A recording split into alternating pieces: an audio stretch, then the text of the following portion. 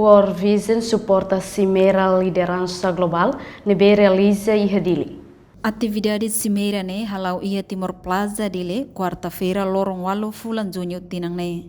Cimeira Liderança Global ne hanesang oportunidade dia kida ba líder geração fon sira atu aprende husi líder famoso sira inclui sira nebe sucesso ona ia negócio no setor sira selo. Diretora Nacional World Vision Timor-Leste Miziana Sula ia entrevista hatete World Vision ia Timor-Leste considera katak evento irene importante no significante ba juventude sira. Nodar World Vision Timor-Leste ami considera katak evento irene importante atu lori mai Timor-Leste.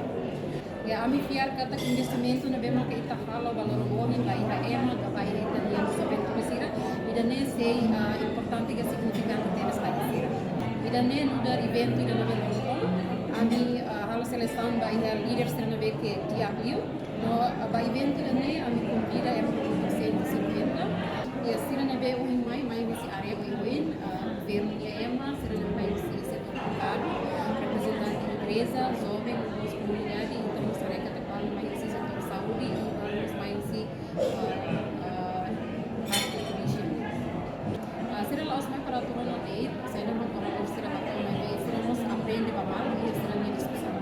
Projeto Harmonia Hamnasa Olinda Mariana de Oliveira aprecia a atividade ne. La formación hominiana no senti aprecia tebe hanesa representante si organização Hamnasa na motivação solave ami senti matira orang ini liu ba senhora Vanessa na presença ajuda tebe a olili pessoal bahaho também terei kata te coloco na liderança do ganha e confiança los dunia dessa senhora Vanessa ne kata kita precisa sa liderança deve makna que comunicação deve makdia atau bele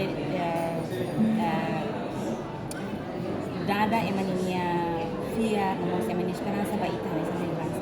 Niamos dehang atividade ne sai referência atu hatene lalau serviço e a comunidade sai ema compete no mosfiar an lidera comunidade.